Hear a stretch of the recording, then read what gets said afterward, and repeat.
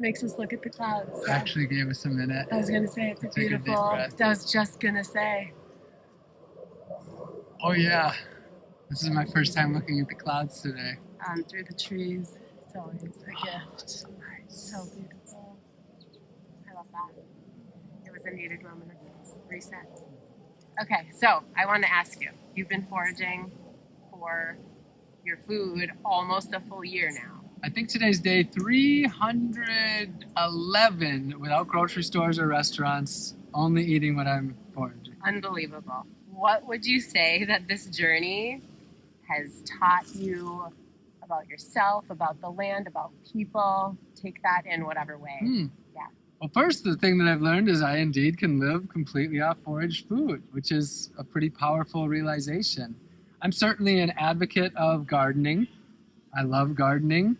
But to be able to have a relationship with the earth that doesn't control, and to be able to just go outside and have hundreds of plants that I know as food and medicine that are growing freely and abundantly all around us is a pretty powerful reclamation of my sense of belonging and meaning and connection here on earth.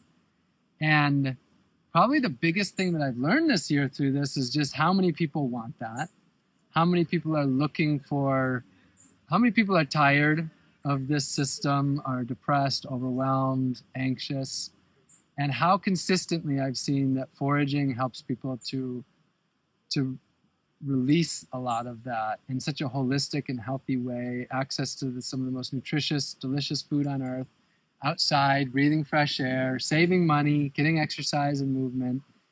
And I've seen how much this, for a lot of people, active foraging just transforms their lives. I've talked to so many people this year whose lives have been just enriched so thoroughly by learning the basic plants, the weeds that are growing right in their own yard. Reconnecting us to what we were supposed to be connected to all along. Yeah. For so many people, whether it's today, whether it's people you've met or people maybe who will watch this who haven't foraged before, and whether this is like a scary, intimidating realm or adventure to jump into, what would you say to someone who's like, where do I start? I don't know what to do. Where do I begin? Like, I'm overwhelmed. Yes. Yeah. My response is, so start with one plant at a time. You only need to know one plant to eat one plant. That could be dandelions, or it could be blackberries and raspberries. It could be apples and plums. It could be stinging nettle. It could be some herbs that you make for tea, like red clover. So just start with one plant and start with the easy ones. You don't need to learn any toxic plants. You don't need to learn poison hemlock in order to eat dandelion. There are, in the realm of, I would say, here in the Northwoods, 100 easy to identify plants that really don't have toxic lookalikes that are very easy to start with. And so my encouragement would be to start with the plants people are feeling excited about, interested in, and to start right in their own yard. Front yard, backyard, churchyard, schoolyard, public park. You know, everybody who lives in the Northwoods and Minneapolis and this whole area has access to plants. And some of those are going to be edible foods and medicines. So just start wherever you are. I love that. It's like I look around all the time, you know, plantain leaf, pineapple weed popping up. Of course, dandelion, things that we've talked about today, but like things that people see even all the time. You don't have to go far, exactly what you're saying. You said you're at the tail end of this year. What do these last days entail of the food that you're going to be consuming? What does the rest of this journey look like? Sure. Well, yes, I have under 2 months. I'm coming to 50 days, which is almost, it puts this like bubbling of excitement in me because this is hard. It is challenging. And the most challenging part is just the time that it takes. It takes a lot of time. And then I often don't have enough fat. Mm-hmm. And that's the main thing that I have sometimes lack, cooking fat. You know, life is good with cooking fat. And I sometimes have had multiple months where I haven't had any cooking fat at a time. So the last 2 months, the focus is wild rice or monomen, harvesting a good amount. That'll be about next week. The monomen will be ready. Beautiful. And then acorns as another sustenance.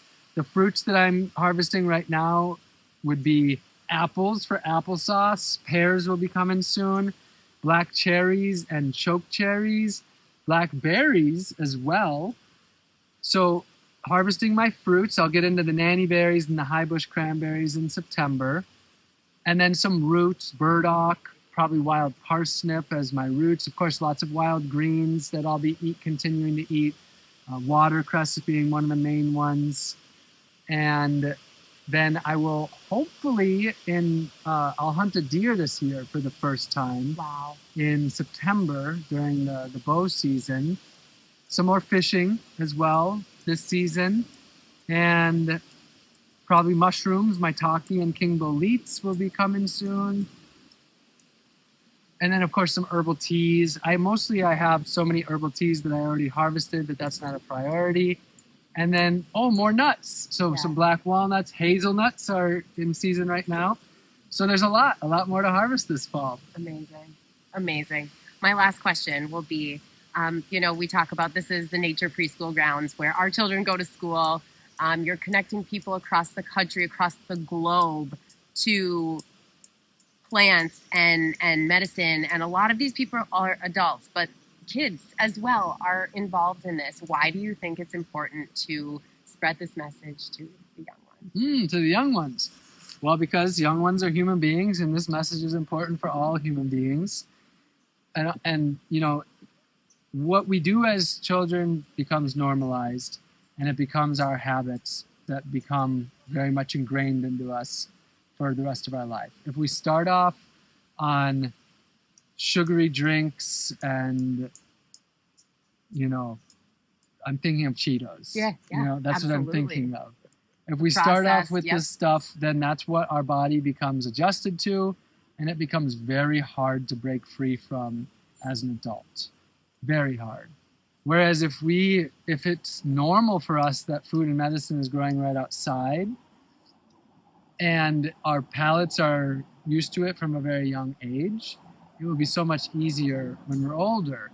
Our brains are sponges when we're young, and when we take this in as just, hey, this is the way it is, that our plants are our friends, our plants are people that we want to care for, that this earth is the only home that we have, and that the way that the society is living is basically we're exhausting it to the point where humanity might not be able to. We know humanity can't carry on like it is. Correct.